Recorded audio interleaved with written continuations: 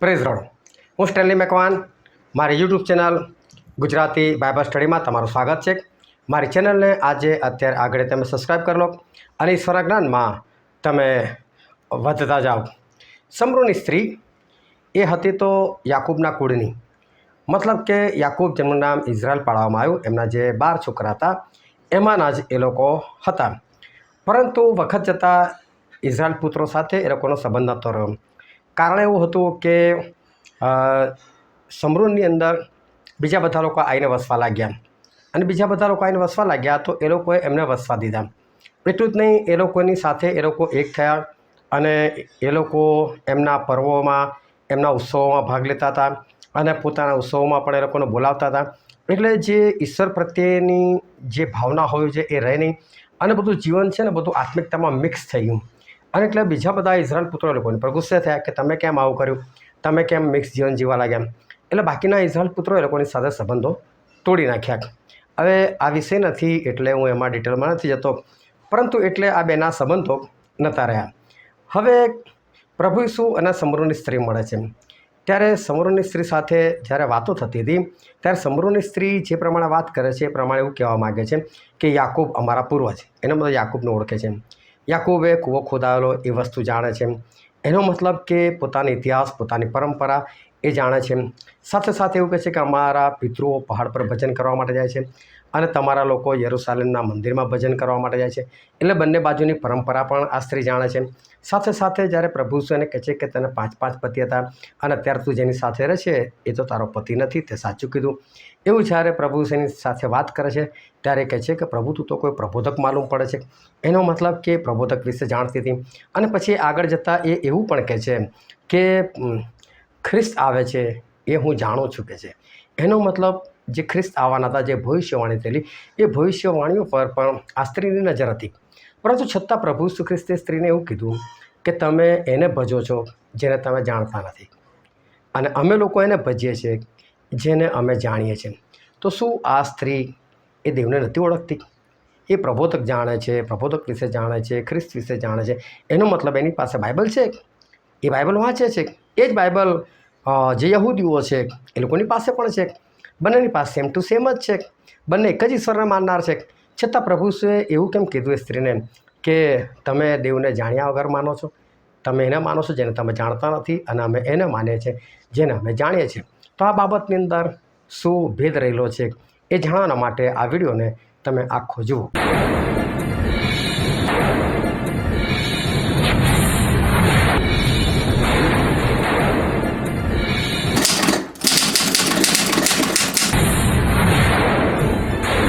આજે છે તારીખ 4 અને સપ્ટેમ્બર મહિનો અને 2025ની સાલ. અને રોજ જે 10 સવાલો પૂછવામાં આવે છે એ સવાલોને જે વિડીયો દ્વારા હું સમજૂતી આપું છું એ સમજૂતીનો આ વિડીયો છે.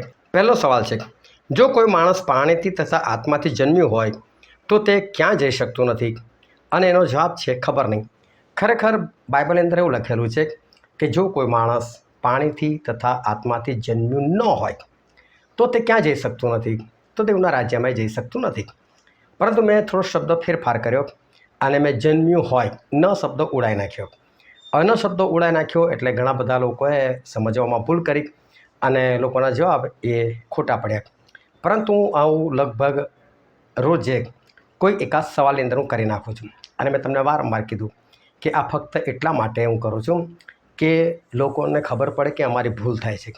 અને ભૂલ ક્યાં થાય છે? બાઇબલ વાંચવામાં ભૂલ થાય છે. વાંચવામાં ભૂલ થાય છે એટલે સમજવામાં ભૂલ થાય છે. સમજવામાં ભૂલ થાય એટલે માનવામાં ભૂલ થાય અને માનવામાં ભૂલ થાય એટલે માણસ સ્વર્ગ રાજ્યની બહાર જતો રહે.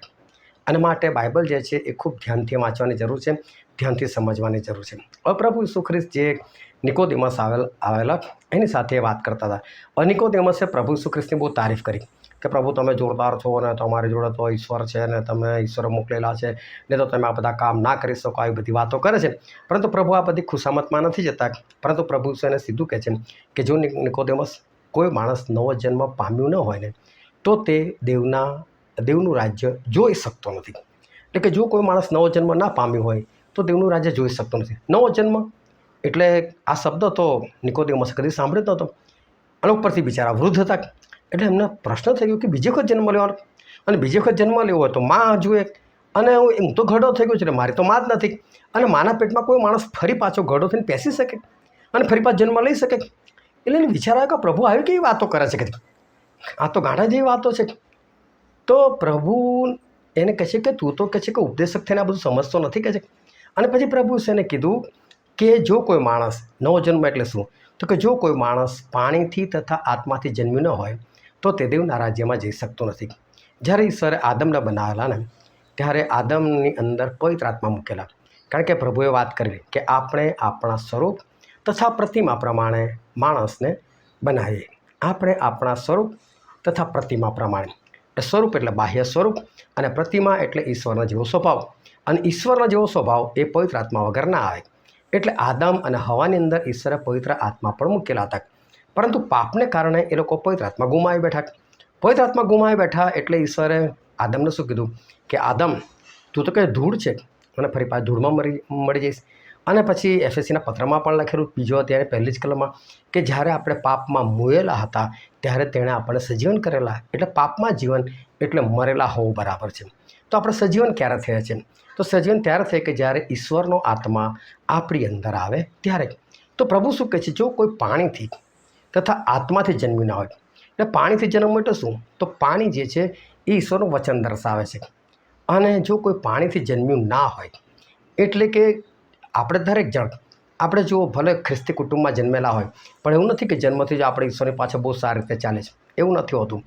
પરંતુ શું થાય છે કે કોઈક વખત કોઈક વચન આપણા જીવનની અંદર કામ કરી જાય છે. કાં તો આપણી પરિસ્થિતિ આવે છે જેના કારણે આપણે ઈશ્વર પાસે જઈએ છીએ અને ત્યારે કોઈક સેવક આપણને ઈશ્વરના વચનથી દિલાસો આપે છે કે ઈશ્વરના વચન આપણને શીખવાડે છે. અને એ વચન જ્યારે આપણા જીવનમાં આવે છે અને વચન જ્યારે આપણા જીવનમાં કામ કરે છે અને વચન આપણી આંખો ખોલી નાખે છે.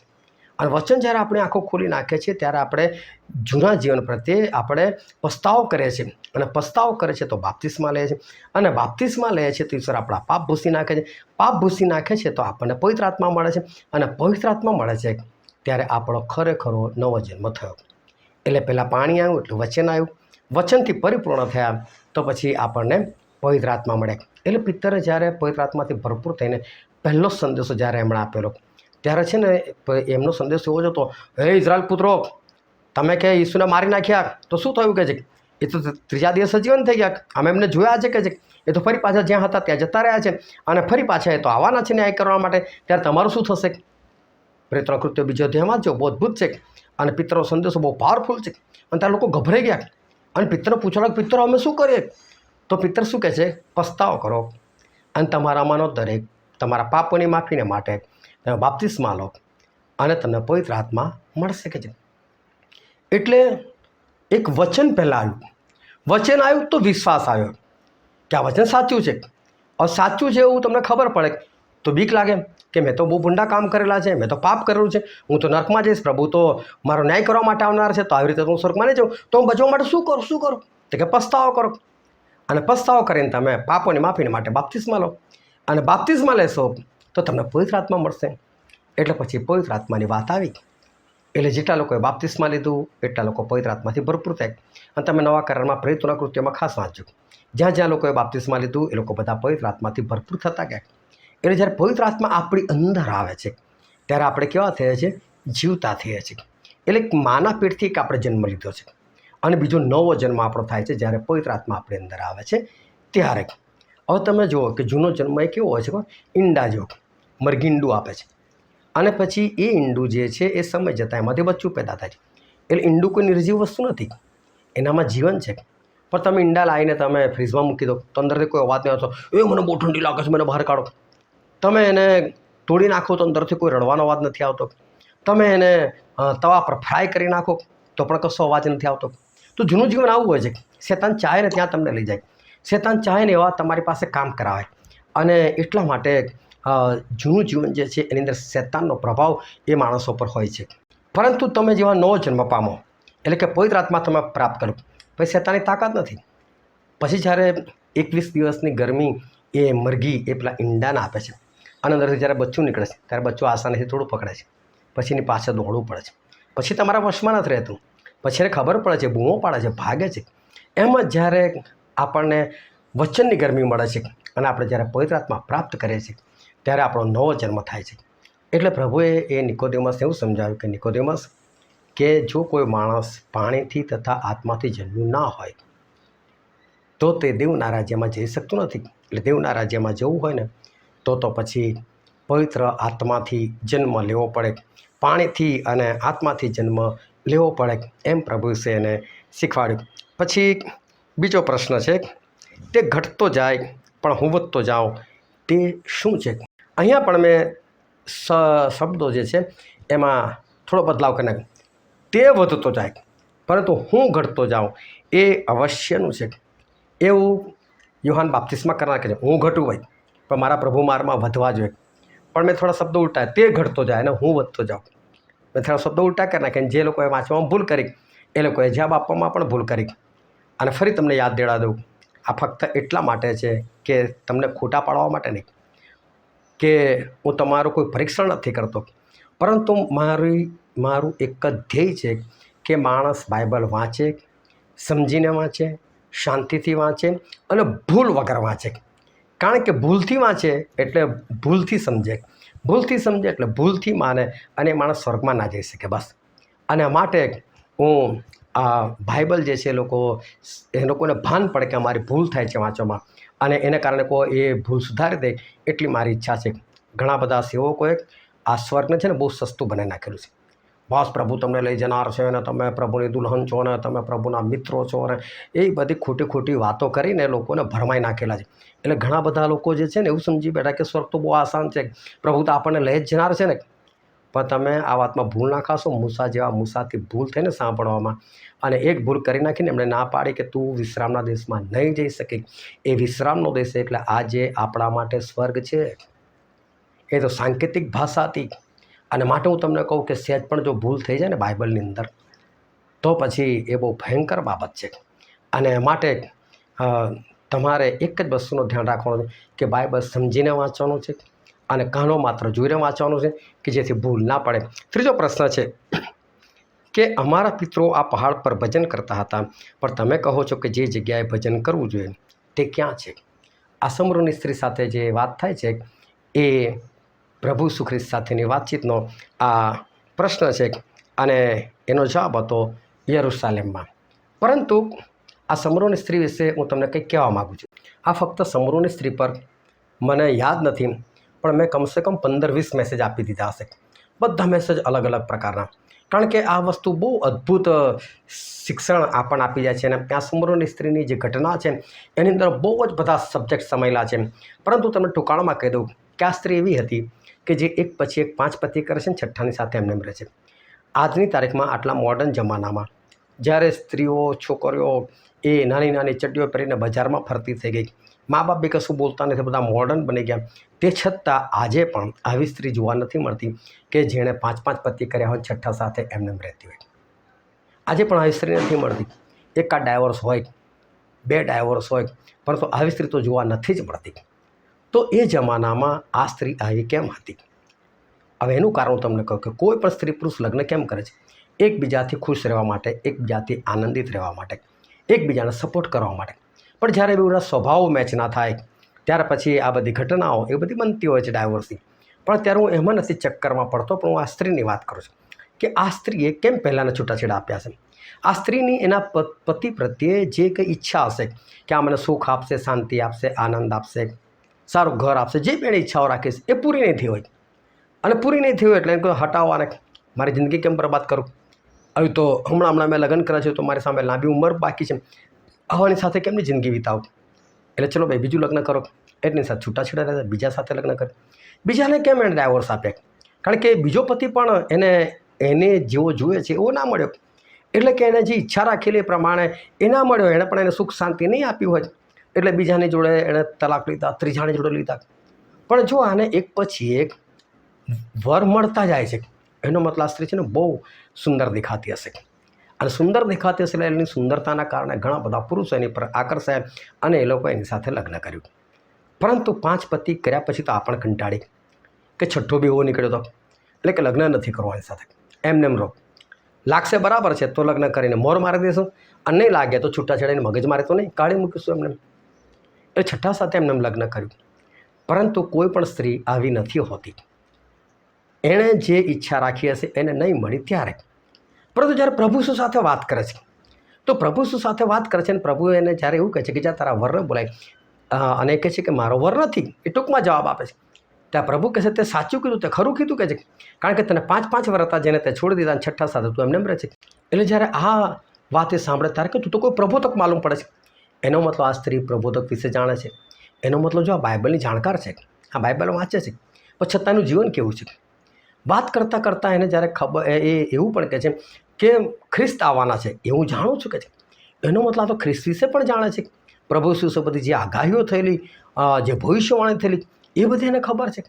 એનો મતલબ આ જેવી તેવી બાઇબલ વાંચનારી નથી, સારી રીતે બાઇબલ વાંચનારી છે, સમજનારી છે, પણ એનું જીવનચરિત્ર કેટલું ભંગાર છે, એનું જીવન બરાબર નથી.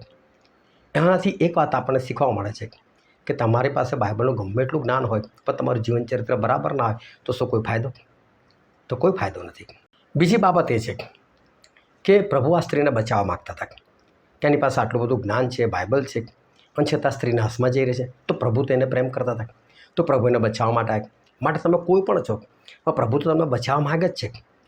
બીજી વાત આ સ્ત્રીને જે છે એની પરથી શીખવા મળે કે જ્યારે એ કહે છે કે ખ્રિસ્ત આવે છે હું જાણું છું, અને ત્યારે પ્રભુ એને કહે છે કે તારી સાથે જે વાત કરે છે ને એ જ છે, એટલે કે હું જ ખ્રિસ્ત છું. અને જ્યારે આ સ્ત્રી સાંભળે છે ત્યારે બાઇબલમાં લખેલું તે ગાગર મૂકીને શહેરમાં ભાગી. પણ તો ગાગર મૂકીને એટલે હું નથી માનતો કે એણે ગાગર ધીરે રહીને આમ મૂકી હશે, ફેંકી હશે. બહુ ખુશ થઈ ગઈ, મને ખ્રિસ્ત મળ્યા, મને ખ્રિસ્ત મળ્યા, અને દોડીને ગઈ ગામમાં. ભર બપોરે પાણી ભરવા આવતી હતી, કારણ કે લોકોનો સામનો ના કરવો પડે, લોકોની નિંદા ના સહન કરવી પડે. પણ એ સ્ત્રી બપોરે જઈને લોકોના ઘર ખખડાઈ લોકોને બહાર કાઢે છે અને કહે છે કે મને એક માણસ મળ્યો છે, એ ખ્રિસ્ત છે કે છે, તમે પણ આવીને જુઓ કે ખ્રિસ્ત છે કે છે. મેં જેટલું કર્યું એટલું બધું પહેલાં મને કહી દેખાડ્યું. અને લોકો એની વાત માની. લોકોએ કેમ વાત માની? કારણ કે આ સ્ત્રી જેવી ગયેલી ને એવી પાછી નથી આવી, બદલાઈને પાછી આવી છે. એનું ખરેખર બદલાણ થયું છે.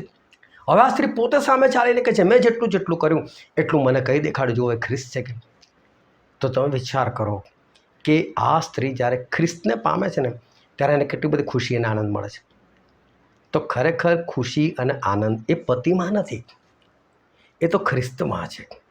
ખરેખર ખુશી આનંદ કોઈ પત્નીમાં નથી, એ તો ખ્રિસ્તમાં છે. ખરેખર ખુશી આનંદ શાંતિ આ કોઈ ભૌતિક વાનાઓમાં નથી, પણ ખ્રિસ્તમાં છે. આજે ખબર લોકો ઘર પાછળ દોડે છે, ગાડી પાછળ દોડે છે, બંગલા પાછળ દોડે છે, કપડાં પાછળ દોડે છે. આજે બધાને સારા કપડાં જોઈએ છે, સારી ગાડી જોઈએ, સારું ઘર જોઈએ છે. લોકો ભૌતિક વાનાઓ પડે, મારી પાસે આ નથી, પેલું જોઈએ છે, પેલું લઈ લો, પેલું લઈ લો. પણ તે એ વસ્તુનો આનંદ કેટલો સમય? થોડો સમય. આ સ્ત્રી પરથી આપણે શીખવાનું છે કે એણે 6 પતિ કરી ચૂકી, છતાં એને સુખ અને શાંતિ ના મળ્યું. જ્યારે પ્રભુ મળે ત્યારે કેવું સુખ અને શાંતિ મળી? તો બધું પડતું મૂકો, ખાલી પ્રભુને પ્રાપ્ત કરો, એટલે આપણા જીવનમાં શાંતિ. અને માટે આ સૌથી મોટી બાબત છે કે આપણા જીવનમાં પ્રભુ હોવા જોઈએ. અને પછી જે સવાલ હતો એ સવાલ હતો કે ઈસુનો બીજો ચમત્કાર કયો? અને મેં જે ચમત્કારો લખેલા હતા એમાં એક લખેલું હતું અમીરના દીકરાને સાજો કરો, કોળિયાને સાજો કરો, 38 વર્ષથી માદાને સાજો કરો, અને ખબર નહીં. અને એનો જવાબ હતો ખબર નહીં. ઈસુનો બીજો ચમત્કાર કયો? હવે શું થયું કે પ્રભુ ઈસુ ગાલિલના કાનામાં આવીને એક અમીરના છોકરાને સાજો કરે છે. આનું તમને બાઇબલમાંથી જ વાંચીને દેખાડું. યોહાનની સુવાર્તા તેનો 4થો અધ્યાય 56મી કલમ. ઈસુએ ફરી યહૂદિયાથી ગાલિલમાં આવીને આ બીજો ચમત્કાર કર્યો. ગાલિલમાં આવીને બીજો ચમત્કાર કર્યો. જેમ કાનામાં જે લગ્ન પ્રસંગની અંદર જે દ્રાક્ષારસ બનાવે છે એ બી ગાલિલનો પહેલો ચમત્કાર હતો, અને આ ગાલિલનો બીજો ચમત્કાર. પણ પ્રભુ ઈસુના જીવનનો એ પહેલો બી નહીં, અને પ્રભુ ઈસુના જીવનનો આ બીજો ચમત્કાર પણ નહીં. કારણ કે કાના ગામમાં છે ને બધા શિષ્યો આવેલા, અને પિત્તર, યોહાન, યાકૂબ, આંદ્રિયા તો ક્યારે શિષ્ય બનેલા? જ્યારે એ લોકોની પાસે માછલી નથી ને બધી બહુ માછલીઓ આવેલી ત્યારે. તો એની પહેલાં તો ચમત્કાર થઈ ગયેલો હતો.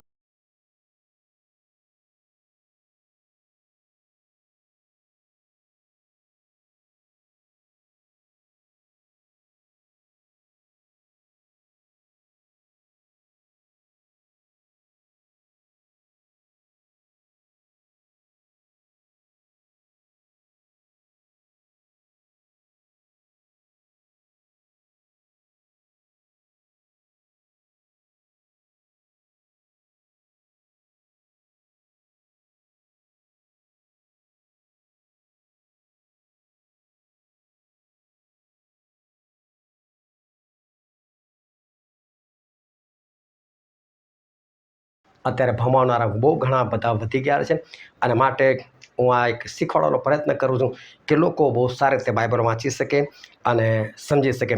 પછીનો સવાલ છે, શબ્દ સદે થઈને કોનામાં વસ્યો? અને એનો જવાબ છે આપણામાં વસ્યો.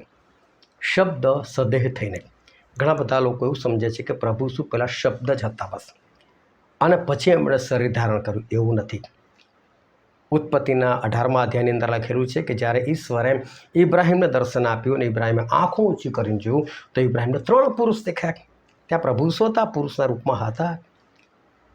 ઈશ્વરે વાત કરી ઉત્પત્તિ 1:26 અંદર કે આપણે આપણા સ્વરૂપ અને પ્રતિમા પ્રમાણે માણસને બનાવે. આપણે એટલે એક કરતાં વધારે ઈશ્વર. અને જૂના કરારની અંદર જ્યાં જ્યાં દેવ શબ્દ વાપરેલો છે, એ દેવ શબ્દ માટે જે હિબ્રુ શબ્દ વાપરેલો છે એ છે એલોહિમ.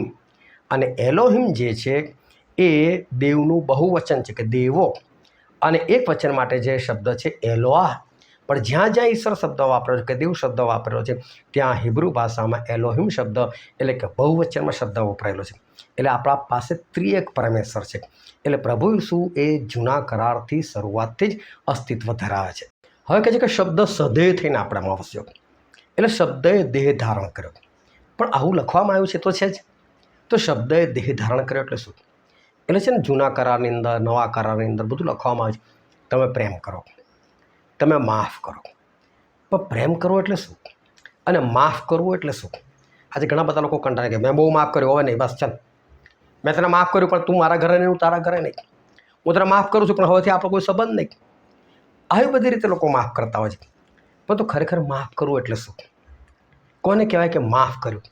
તો પ્રભુ શું જ્યારે પૃથ્વી પર આવ્યા, જ્યારે એમને અસંખ્ય કોરડાનો માર મારવામાં આવ્યો હતો, જ્યારે વધસ્તંભ પર એમના માથા પર કાંટાનો મુગટ મૂકવામાં આવ્યો હતો, અને જ્યારે પ્રભુ ઈસુ કૃષ્ણ કોરડાનો માર મારીને એ બંને હાથ અને બંને પગમાં ખિલ્લા મારીને એમને વધસ્તંભે જડવામાં આવેલા, એવા સમયે શું પ્રાર્થના કરે છે? હે બાપ, એ લોકોને માફ કર. શું આટલું બધું થાય ત્યારે કોઈના મોઢામાંથી આવા શબ્દો નીકળે કે માફ કર? અને ત્યારે લોકોને ખબર પડી કે માફી આને કહેવાય, કે તમારી સાથે ગમે એટલું ભૂંડું થાય તો પણ સામેવાળાને માફ કરવાનું, આને માફ કહેવાય. એટલે માફી નામનો જે શબ્દ છે એણે દેહ ધારણ કર્યો અને દેહમાં કરીને દેખાડ્યું કે આને માફ કહેવાય. ભાઈ, તમે લોકો જે ઉપર છેલ્લું માફ કરો છો ને, સંબંધ નહીં રાખવાનું, ફલાણું નહીં કરવાનું, એ નહીં, આને માફ કરે કહેવાય. અને બાઇબલમાં લખેલું છે, પ્રભુ એવું કહે છે કે જ્યારે એમને મરવાનો સમય આવ્યો ત્યારે તે જેઓને પ્રેમ કરતા હતા તેઓને અંત સુધી પ્રેમ કર્યો. યહૂદા ઇસ્કરિયોતને પણ અંત સુધી પ્રેમ કર્યો. ખબર ત્યાં વિશ્વાસઘાતી છે, ખબર છે ત્યાં મને પકડાવનાર છે, તો પણ એના માટે એમણે બલિદાન આપી દીધું. આને કહેવાય પ્રેમ. ખબર હતી કે પિત્ત 3 વખત નકાર કરશે, તો પણ એના માટે બલિદાન આપ્યું. આને કહેવાય કે પ્રેમ. તો પ્રેમ શબ્દે દેહ ધારણ કર્યો, આને પ્રેમ કહેવાય. જ્યારે વધસ્તંભની ઉપર પ્રભુ સૌ શબ્દો બોલે છે કે હે બાપ, તેઓને માફ કર, ત્યારે લોકોને ખબર પડી કે આ પ્રેમ છે. આટલી હદે પ્રેમ કરવાના લોકોને, આને કહેવાય પ્રેમ. અને પ્રેમ શબ્દ ખરેખર શું છે? એણે દેહ ધારણ કરીને દેખાડ્યું. એ રીતે સહનશીલતા છે, ધીરજ છે, જેટલા બી શબ્દો છે, એ પવિત્ર આત્માના ફળના જેટલા બી શબ્દો છે, એ બધા શબ્દોએ દેહ ધારણ કર્યો અને શરીરમાં વેઠીને દેખાડ્યું કે આ પ્રેમ છે, આ ધીરજ છે, આ શાંતિ છે, આ આનંદ છે. એટલે લખવામાં આવ્યું કે શબ્દ સદેહ થઈને આપણામાં વસ્યો. પણ એનો મતલબ એવો નથી કે પ્રભુ ઈસુ ફક્ત પહેલાં શબ્દ સ્વરૂપમાં હતા અને પછી માનવીય સ્વરૂપમાં આવ્યા, એવું નથી. પછીનો પ્રશ્ન છે કે બાઈ, મારે ને તારે શું, મારો શું હજી આવ્યો નથી? અને એ છે સમય. હવે જ્યારે કાના ગામમાં લગ્નની અંદર દ્રાક્ષરસ ખૂટી જાય છે ત્યારે મરિયમ આવે છે, અને મરિયમ આવીને પ્રભુ ઈસુને કહે છે, ભાઈ કંઈ કરો, તું જુવાન છે, તારા 12 શિષ્યો જુવાન છે, તો અમે 13 જણા છો ને કાંઈ દ્રાક્ષરસ ખૂટે છો, આ લોકોની ઇજ્જત જશે કે. ત્યારે પ્રભુ એમ શું કે ઓ ભાઈ, આ શબ્દ ધ્યાનથી સમજજો. કેમ પ્રભુ ઈસુ મરિયમને બાઈ કહેતા હતા અને માં નથી કહેતા?